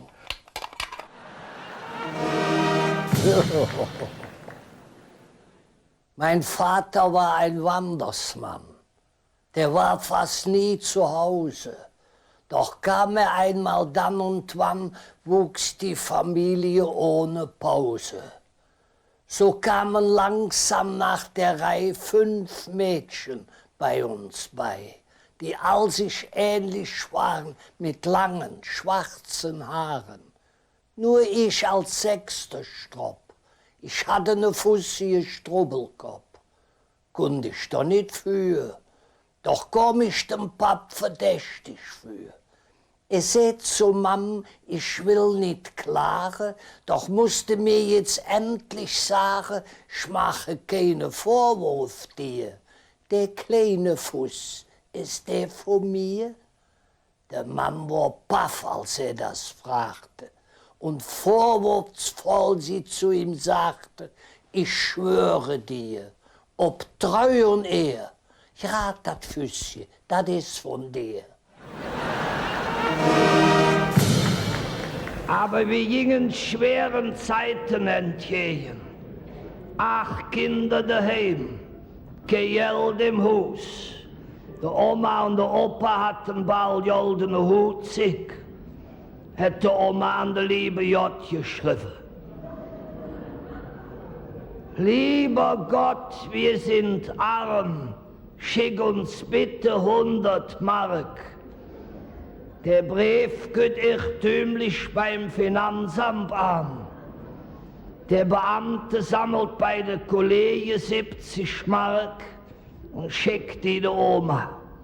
Die hat sich gefreut, hat sie direkt wieder geschrieben. Lieber Gott, ich danke dir. Aber wenn du noch uns jetzt schickst, nicht über das Finanzamt, die Lümmel haben wir 30 Mark abgehalten. Das Lied der bösen Schwiegermama singt alt und jung und selbst der Großpapa. Doch glaubt es mir, grafhöflich ist es nicht, wenn man von bösen Schwiegermüttern spricht. Die lieben, guten, braven, sagt doch an, seid ehrlich jetzt, was haben sie getan? Wenn auch so mancher nicht bei ihr in Huld, da ist der Mann bestimmt dann selber schuld. Schuld. Als Diplomat gebe ich jetzt meinen Rat. Wenn du eine Schwiegermutter hast, dann betrachte sie als süße Last. Denn wo kämen all die Mädchen her? Gäbe es keine Schwiegermütter, Schwiegermütter, Schwiegermütter, gäbe es keine Schwiegermütter, Schwiegermütter mehr. Oh, Verwandte, das sind Wünsche, jeder muss das doch verstehen. Ja, man freut sich, wenn sie kommen, und es glückliche, wenn sie jungen. Hurra, wir haben sie alle mal wieder beieinander. Der Jost, der Bad üb und der Tant und der verdrüchten Heim. Und Katrin, das hat namens da und deshalb sind sie da. Die ganze Verwandtschaft fehlt sich, Gott, die kommen uns Fan und Nord. Und was sie braten mit, war doch schon Appetit. Oh, Verwandte, das sind Wünsche, jeder muss das doch verstehen. Ja, man freut sich, wenn sie kommen, und es glücklich, wenn sie ja, ganze Wünsche, jeder muss das doch verstehen. Ja, man freut sich, wenn sie kommen, und es glücklich, wenn sie ja. So ich fing alles harmlos an, das nahm mir das vier. Nom Kaffee ginge dann zusammen mit Winscherbau und Bier. Und 9 Uhr abends wurde man noch glückselig sich verwandt. Doch schon um 10 hätt keiner mehr der andere gekannt. So wurde dann durchgehext, bis dann mal so um 6. Oh, Verwandte, ganze Wünsche, jeder muss das doch verstehen. Ja, man freut sich, wenn sie kommen, und es glückliche, wenn sie an. Oh, Verwandte, ganze Wünsche, jeder muss das doch verstehen.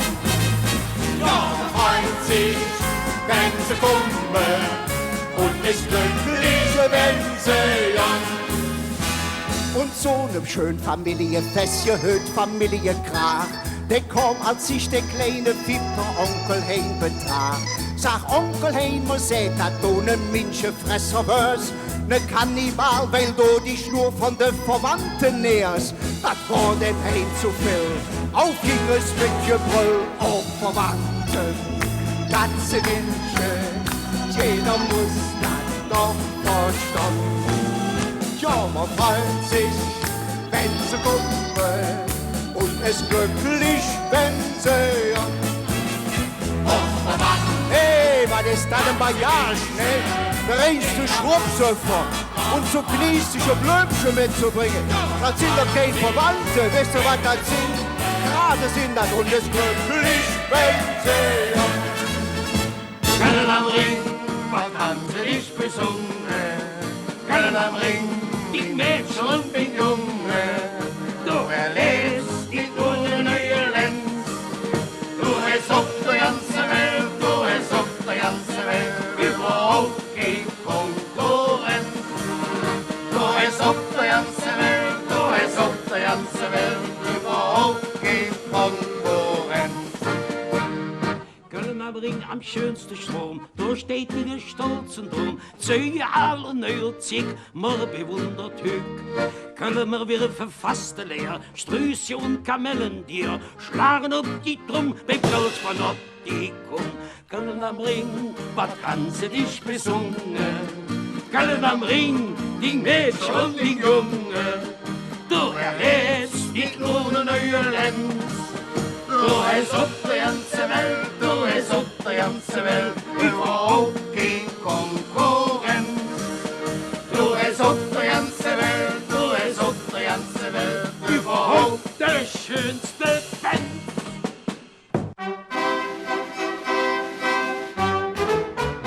Du lachst dich kaputt an Tempo Camping. Du lachst dich kaputt, das klingt mal schön. Wenn im Zelt der Mücke und der Hummel dich verjücke und du kannst dann nicht raus im Regen. Denn im Zelt der Mücke und du hummele dich vor Jöcke und du kannst dann hinter raus im Reh. Pflückt der Rucksack in ihr Back, ist das neue Zelt im Sack. Mama wollen all jet in Erholung, Jon. Kochgeschirr, was sonst noch all, uns Kanaille möcht die all. Nimm sie mit der Kammerbottler Stonn. Und et rennte wie ein Bies, doch im Sülster noch noch wies. Loch schwitzens jetzt im Zelt bei Mutter Grön. Weil die erste Nahr alt doll und de Mam de Nas alt voll. Seht der Pap, det Jotje meint hat heste Tön. Da lasst dich kaputt, das nennt man Camping. Da lasst dich kaputt, das findet man schön. Denn im Zelt der Mücke und der Hummel dich vor Jöcke und du kannst dann hinter raus im Reh. Wenn im Zelt der Mücke und der Hummel dich vor Jöcke und du kannst dann hinter raus im Reh. Da lasst dich kaputt, das nennt man Camping. Da lasst dich kaputt, das findet man schön. Wenn im Zelt der Mücke und der Hummel dich vor Jöcke und du kannst dann hinter raus im Reh. Wenn im Zelt der Mücke und der Hummel dich vor Jöcke und du kannst dann hinter raus im Reh.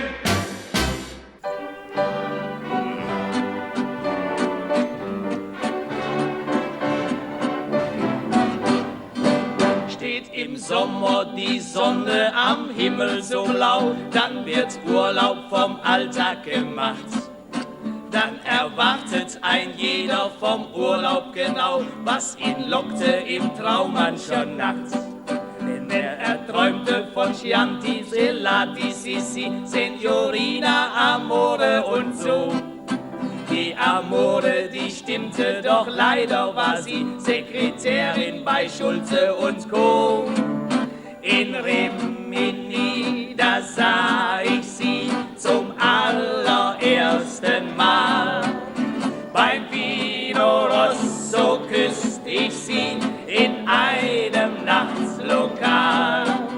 Doch süßer als in Rimini fand ich beim zweiten Mal den Kuss, den Vino und auch sie am Rhein beim Karneval. Den Kuss, den Vino und auch sie am Rhein beim Karneval. Und alle bitte! In Rimini, da sah ich sie zum allerersten Mal. Beim Vino Rosso küsst ich sie in einem Nachtslokal. Doch süßer als in Rimini fand ich beim zweiten Mal den Kuss, den Vino und auch sie am Rhein beim Karneval. Den Kuss, den Vino und auch sie am Rhein beim Karneval.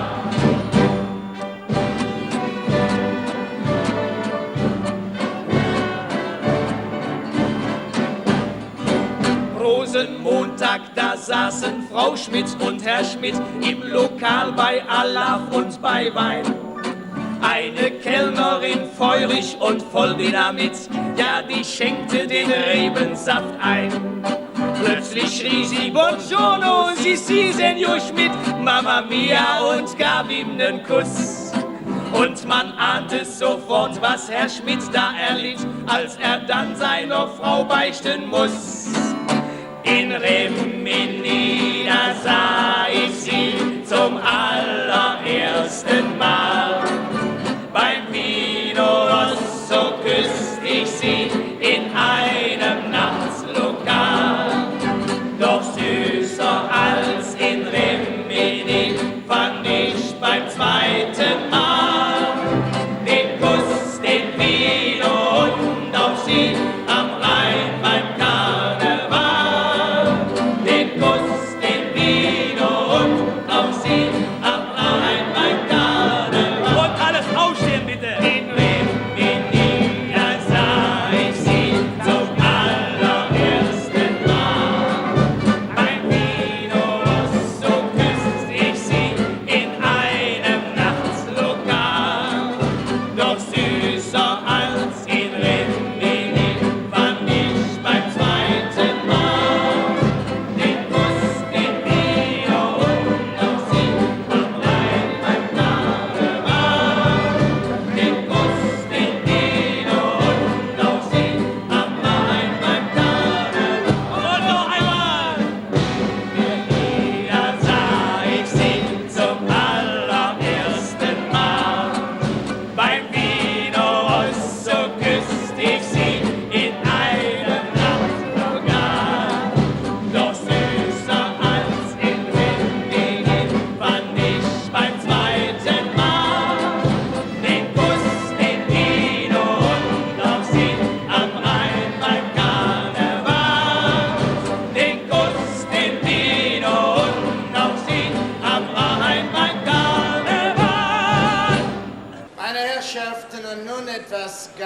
ganz Besonderes. Wir zeigen Ihnen in der nächsten Abteilung die Kölsche Kleopatra.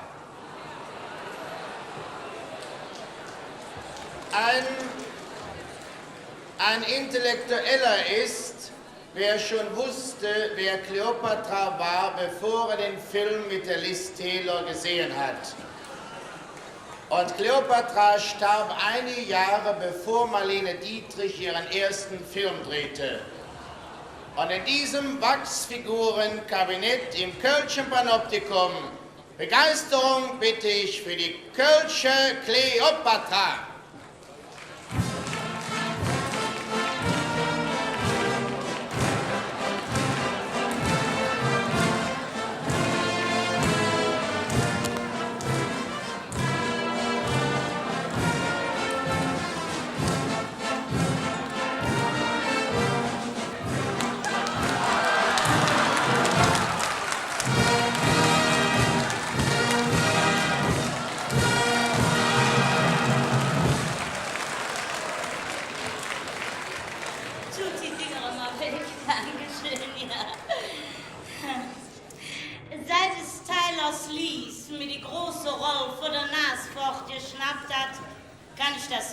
Nicht mehr leiden.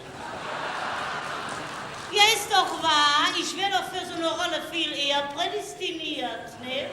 Das Lies, ich meine das Kleopatra, ne? Das stammte doch vom Nil, ne? Und ich stamme doch auch vom Nil, vom Köln-Nil, oh ja. Ich bringe doch auch viel mehr Material mit wie das, ich meine natürlich stimmlich, ne? Also wenn ich mich mit meinem Regisseur über eine neue Rolle am Unterhalten bin, dann kann in den anstößigen Verwaltungsräumen kein Mensch mehr schlafen. Ja, und auch figürlich. Ich meine, wenn Sie mich auf Breitwand genommen hätten, da hätten Sie sich doch glatt die Hälfte von den teuren Kulissen sparen können. Wissen Sie überhaupt, was der Film gekostet hat? 30 Millionen Dollar. Da machen wir hier in Deutschland aber billigere Filme. Das stand zuletzt schon in Stadtanzeiger. Der stand, der deutsche Film wird von Tag zu Tag billiger. Ja. Und mit den Gagen, da ist das auch nicht mehr so. Nein, man hat uns Starren den Brotkorb der früheren Jahre erheblich höher gehängt, ja.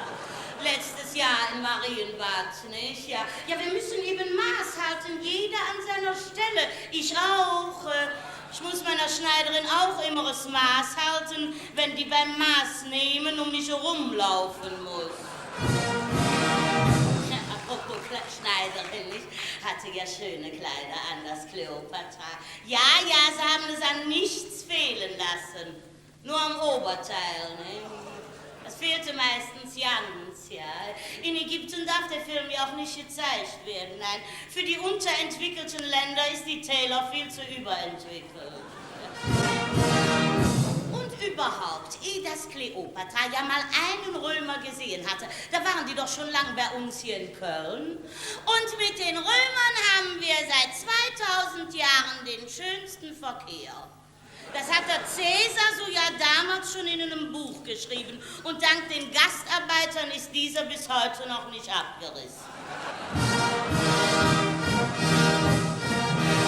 Also ich habe mich mit dem Lies ja mal sehr gut verstanden. Damals, ne, habe ich sie mal besucht, als ich da in Hollywood einen Film gedreht habe, der hieß Ohne Mimi geht die Kripo nicht ins Bett, ja.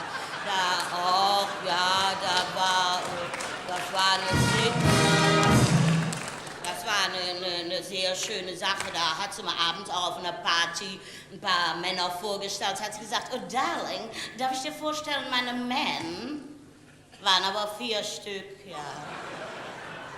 Ich glaube, die führt eine Mischehe, ja.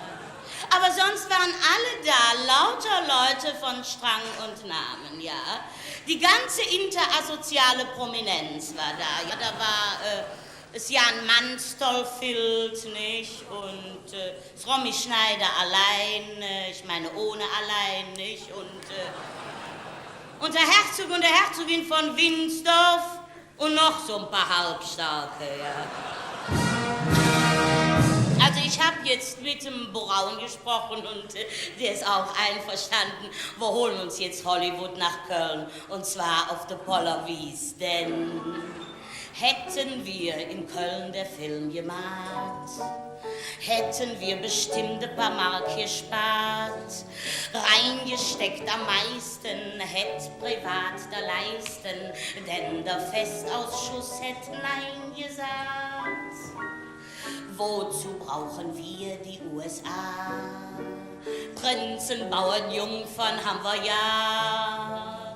Fehlen zum Spaliere noch ein paar Jäcketiere, ist der Elferrat ja auch noch da.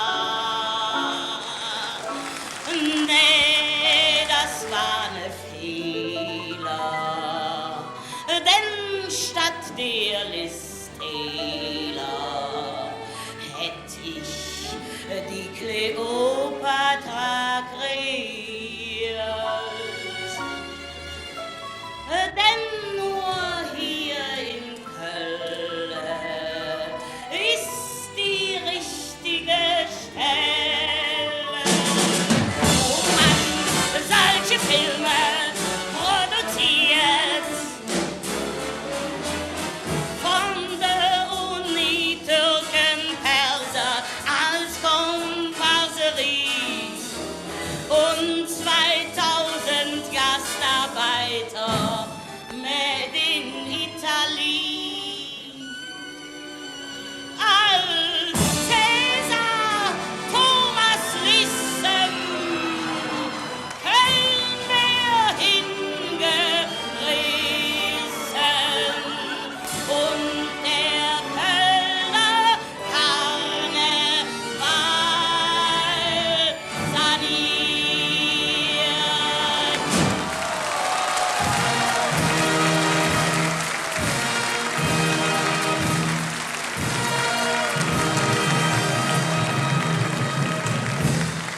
Und nun ein Meister des Wortes, ich sage nur Rudi Grefsmühl. Hey, hey, oh, was ist mir skammelig. Ich habe ja auch gestern Nachmittag die ganze Zeit beim Friseur gesessen. Ja, nee, nicht Haare schneiden, Ölwechsel. Alle Welt ist gegen mich. Hier vor der Tür hat mir sogar eine Schwarzdrossel ins Gesicht gekleckert. Na, typisch. Unser einen scheißen sie auf den Kopf. Aber für die Reichen, da singen sie. Vor ein paar Wochen hatten wir unser Beat-Festival. Ja, war bloß so weit weg. Bin extra nicht mit dem Triebwagen gefahren. Mit dem Autobus, ne? Gab's genauso ein Theater. Nach 3 Minuten, da kommt ein Fahrgast, der will mich beklauen. Den habe ich aber vor allen Leuten gesagt, hören Sie mal, Sie, nehmen Sie gefälligst Ihre Hand aus meiner Tasche. In Ihrer war ja auch nichts drin.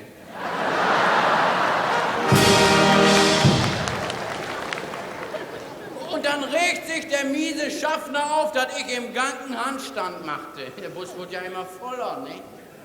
Aber ich lass mich doch bei so einem Gedränge nicht auf die Füße treten.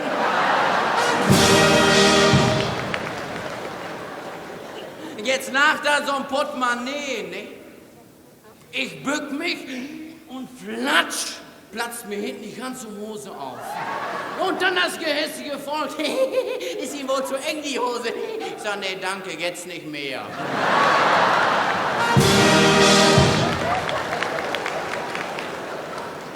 Ich kauf mir doch keine Hose, die mir zu weit ist. Na, hier kommen Sie noch vom Wohnungsamt und setzen mir da einen mit herein.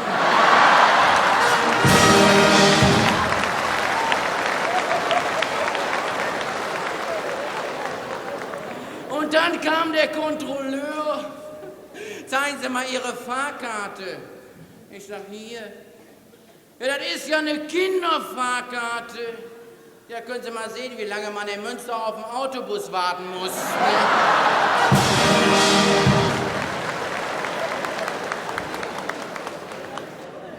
Und anschließend haben sie mich da rausgeschmissen.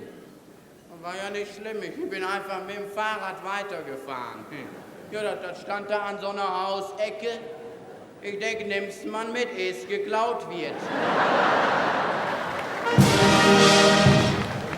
Ging prima, bis kurz vorm Beatschuppen, da stand die Polizei. Halt! Absteigen! Ich sag, wieso? Ich bin doch nicht Preußen-Münster.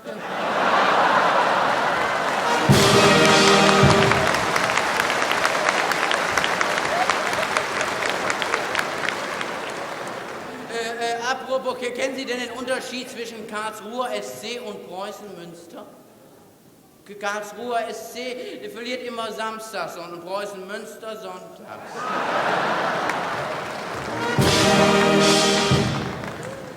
Und der Schutzmann, der war vielleicht mies. Oh.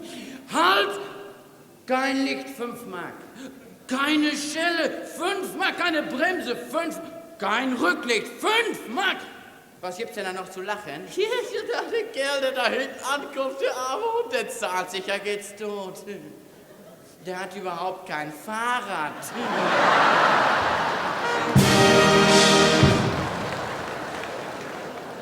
Oh, bei Beat, das war herrlich. Schick, ich hatte da eine zu reißen. Die wurde auf mal immer größer. Ich sag, Fräulein, was ist? Ach, sagt sie, Sie tanzen ja immer links rum. Und ich hab doch ein Holzbein, das schraubt sich jetzt los.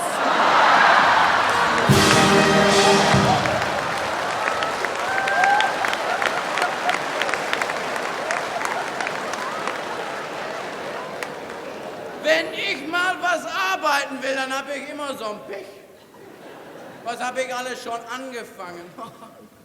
Beim Bauern war ich schon als Treckerfahrer. Da hatte ich den ganzen Anhänger voll Runkeln. Komm mit den Haaren in eine Gangschaltung. Ja, und dann kam die Kurve. Ich hab das ganze Klippken im Graben liegen gelassen. Gegenüber war eine Kneipe. Nach einer Stunde kommt da einer ganz aufgeregt herein. Haben Sie schon gesehen, haben Sie schon gesehen? Da draußen liegt ein Trecker mit Runkel auf dem Kopf im Graben. Ich sag, weiß ich ja wohl. Hab ich ja selber da reingefahren. Der Menschenskind, weiß das denn schon, der Bauer? Ich sag, selbstverständlich, der liegt doch da drunter.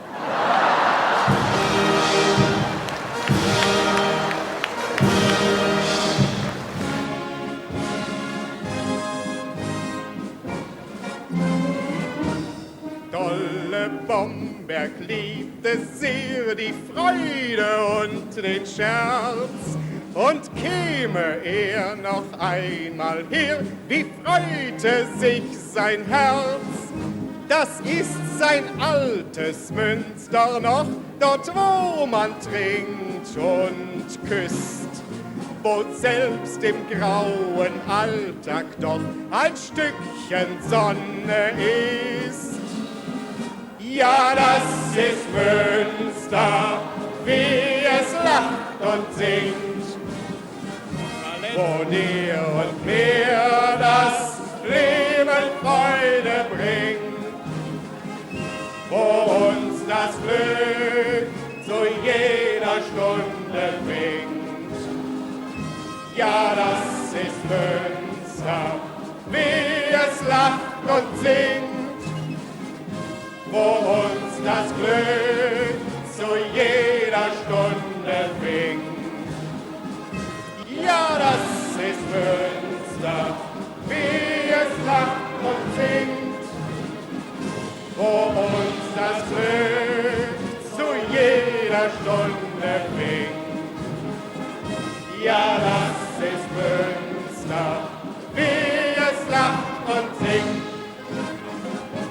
Ja, das ist Münster, wie es lacht und singt. Wo dir und mir das Leben Freude bringt, wo uns das Glück zu jeder Stunde winkt. Ja, das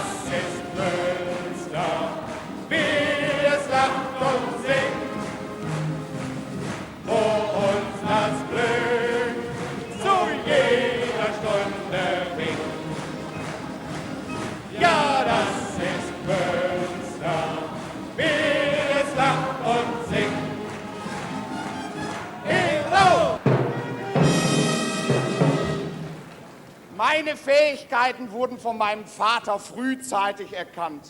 Da war der Lehrer mal bei uns, da sagt er, Junge, sagt er, Herr Schulte, sagt er, der Peter, das ist doch so ein Staatskerl, was soll der denn mal werden? Ja, sagt unser Vater, das war nämlich so ein echter Westfale. Ja, sagt der Herr Lehrer, mit unserem Peter, da haben wir so unsere Sorgen. Manchmal glauben wir, der hat sie nicht richtig ins Oberstübchen. Und da habe ich mir gedacht, da schreit für den Staat mit an, Leute, wie wir Beamte werden, nicht?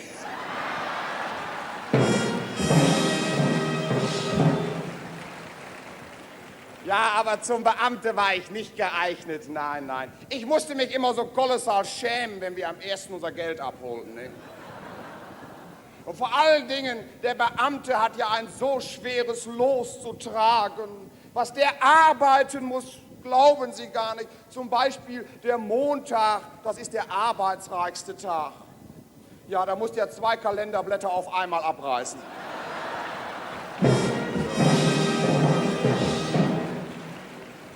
Und vor allen Dingen, was mich am meisten abgestoßen hat, Beamte werden nicht beerdigt. Nein, die werden nur umgebettet, die ruhen ja ihr Leben lang.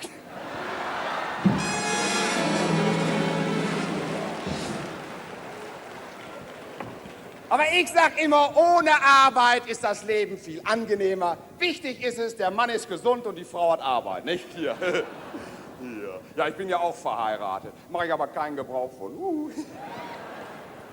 Nein, ich sage Ihnen, den Alkohol kann sie nicht leiden. Ich bin nämlich so ein kleines Wirtschaftswunder. Immer wenn ich eine Wirtschaft sehe, kann ich nicht widerstehen. Wenn ich rauskomme, kann ich auch wieder nicht stehen, nicht?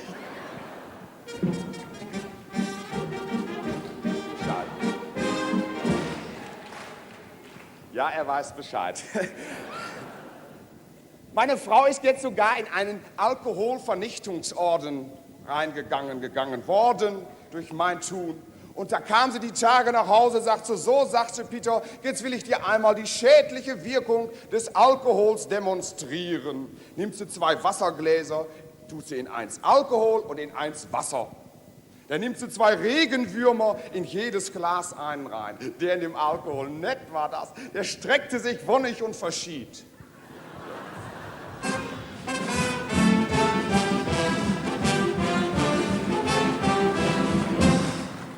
Und der andere lebte vergnügt weiter. So, sagt sie, was hast du daraus gelernt? Ich sage, das ist ja ganz einfach, sag ich. Wer Alkohol trinkt, kriegt keine Würmer.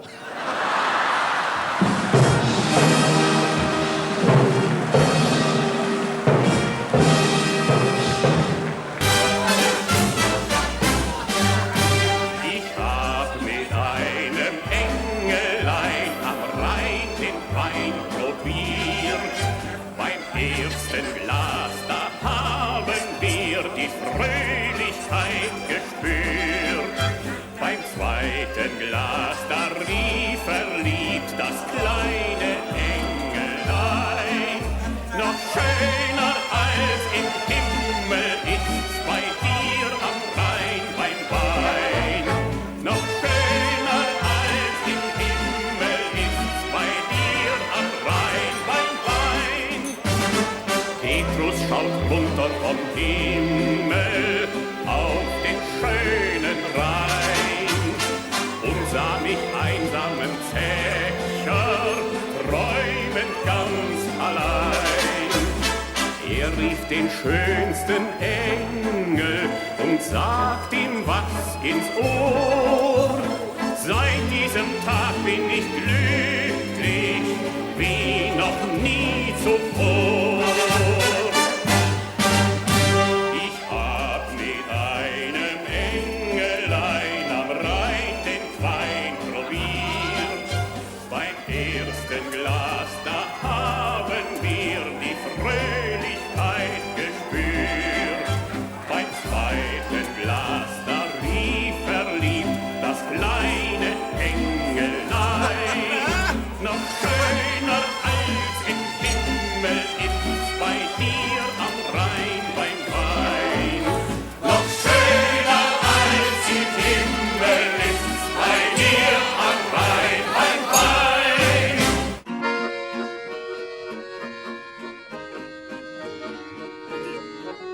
Zum Amtsgericht ging neulich mal ein Mädchen, das klagte an den Fritz vom Nachbarstädtchen.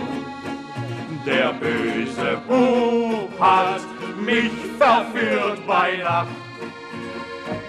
Darauf der Fritz zum Richter schmunzelnd sagt: Das war ein Weibchen, das war ein Weibchen. Der geht nicht nur ins Blut, auch in die Beinchen. Trinkst du so 1, 2, 3, 4 Blättchen langsam aus, bring ich kein Engelein persönlich dann nach Haus. Trinkst du so 1, 2, 3, 4 Blättchen langsam aus, bring ich kein Engelein persönlich dann nach Haus.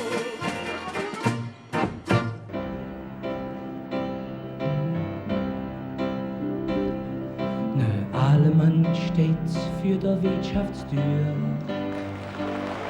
der so jens einen trinken wird. Doch het viel zu wenig Geld, solang auch zählt. In der Wirtschaft ist die Stimmung groß, aber keiner sieht der alle Mann. Doch da kütt einer mit einem Bier und sprechen einfach an.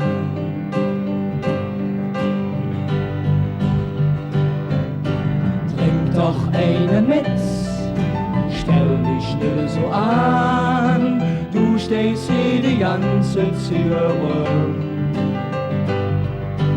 Hast du auch kein Geld, das ist ganz egal.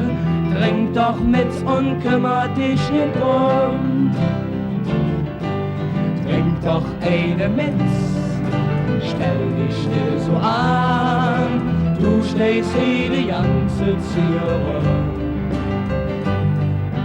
Hast du auch kein Geld, das ist ganz egal. Trink doch mit und kümmer dich nicht drum.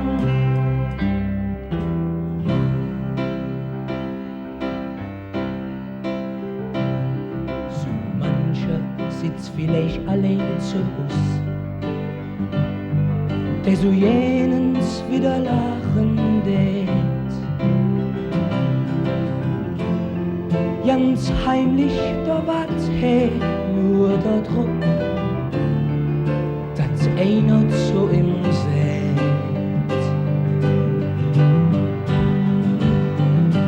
Trink doch eine mit, stell dich still so an, du stehst hier die ganze Zigarre. Hast du auch kein Geld, das ist ganz ja. Trink doch mit und kümmer dich nicht drum. Trink doch eine mit, stell dich still so an, du stehst hier die ganze Zigarre. Hast du auch kein Geld, das ist ganze Jahr. Trink doch mit und kümmer dich nicht drum.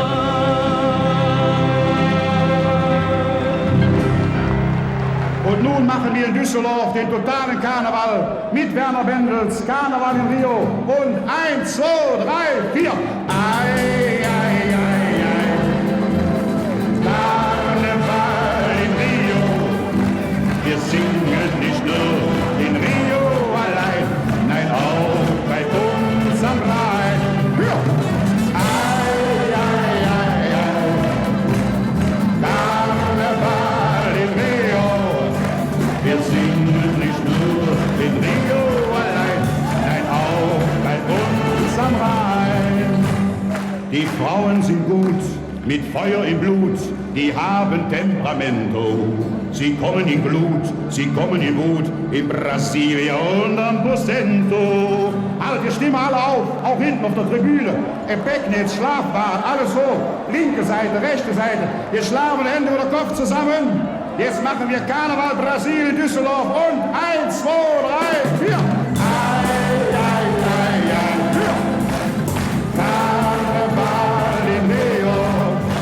Wir singen nicht nur in Rio allein, nein auch bei uns am Rhein. Ja! Ai, ai, ai, ai. Karneval in Rio. Wir singen nicht nur in Rio allein, nein auch bei uns am Rhein. Ole! Wunderbar, alles mit einem herzlichen Hinsetzen, ihr seid ja klasse. Ich habe noch eine Strophe, soll ich die singen? Nun, ich hab euch alle gefragt. Auch in Düsseldorf gibt's Frauen, toll anzuschauen. Man trifft sie auf jeden Fall. Auch sie haben Temperament, sie kommen in Glut, besonders beim Altweiberball. Jetzt stehen wir alle wieder auf. Da sind ein paar stehen geblieben, das sind ganz schlaue. Hinten alles hoch. Rechte Seite, so, jetzt und mit Werner Bendels. 1, 2, 3, 4.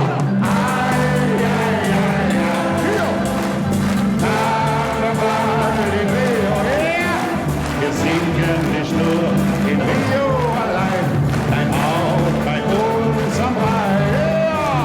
Ai, ai, ai, ai, hör! Karneval in Rio. Wir singen nicht nur in Rio allein, nein auch bei uns am Rhein. Ole!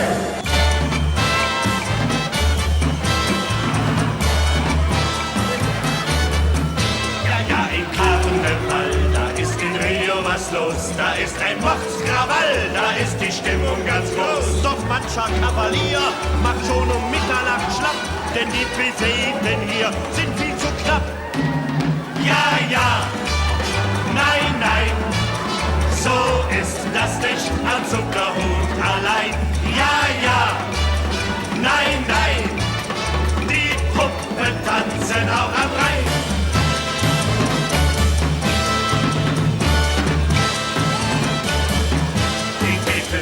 Ist schwer, noch mal nach Hause zu gehen. Es ist schon lange her, dass er sein Täubchen gesehen. 3 Nächte lang saß er mit Signorinas beim Wein. Das wird Miranda ihm niemals verzeihen. Ja, ja, nein, nein, so ist das nicht am Zuckerhut allein.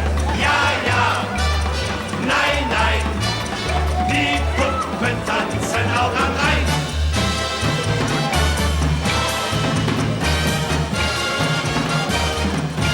Jetzt wird hier im Saal auch ein Midemi gemacht.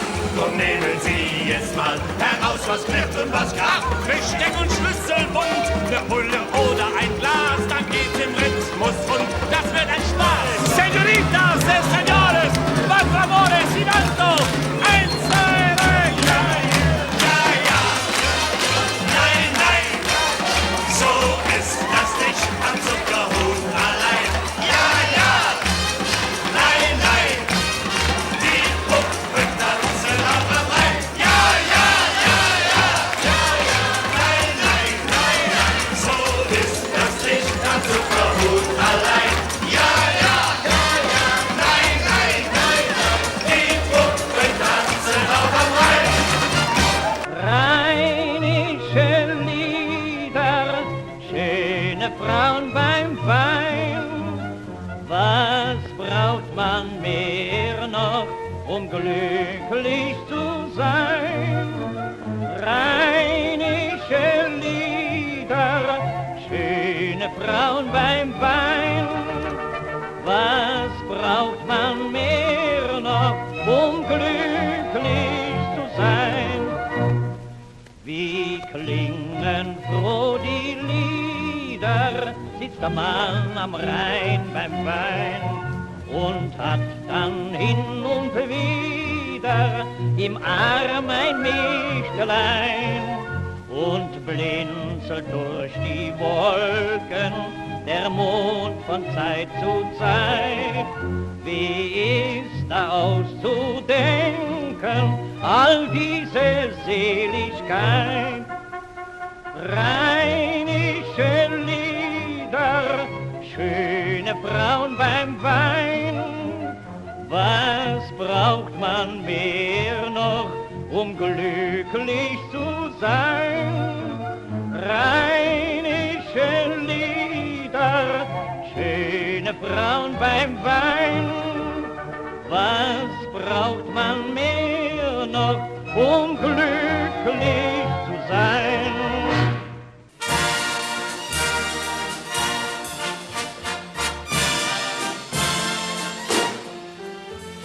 Jeder, der einmal am Rhein nur war, der fand den Rhein gleich wunderbar und fragte, wie kommt das bloß? Am Rhein, da ist immer was los, das liegt an der Geografie, von der gibt es keine Kopie. Alle Rheinberge sind Weinberge und jeder Berg ist ein Juwel.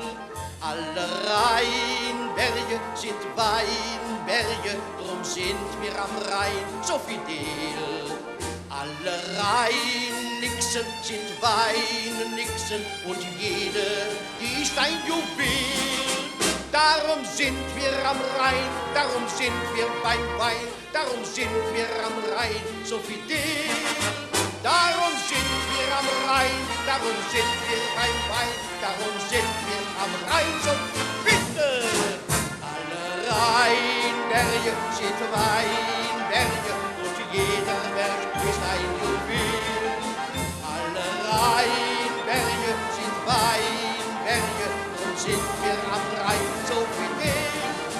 Alle Rheinnixen sind Weinnixen und jede, die ist ein Juwel. Darum sind wir am Rhein, darum sind wir beim Wein, darum sind wir am Rhein so fidel.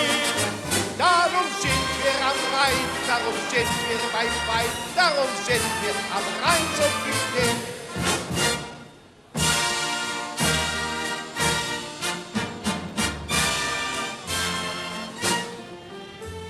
Einst luden wir auch den Petrus ein, er schenkt uns ja den Sonnenschein. Er fragte, wie kommt das bloß? Bei euch, da ist allerhand los. Da sangen wir alle im Chor, ihm dies kleine Liedchen hier vor. Alle Rheinberge sind Weinberge und jeder Berg ist ein Juwel. Alle Rheinberge sind Weinberge, drum sind wir am Rhein so fidel. Alle Rheinnixen sind Weinnixen und jede, die ist ein Juwel. Darum sind wir am Rhein, darum sind wir beim Wein, darum sind wir am Rhein so fidel. Darum sind wir am Rhein, darum sind wir beim, darum sind wir am Rhein so fidel. Und jetzt bitte, alle Rheinberge sind Weinberge und jeder Berg ist ein Juwel. Alle Rheinberge sind Weinberge und sind wir am Rhein so fidel. Alle Rheinnixen sind Weinnixen und jede ist ein Juwel. Darum sind wir am Rhein, darum sind wir beim Wein, darum sind wir am Rhein so fidel. Darum sind wir am Rhein, darum sind wir beim Wein, darum sind wir am Rhein so fidel.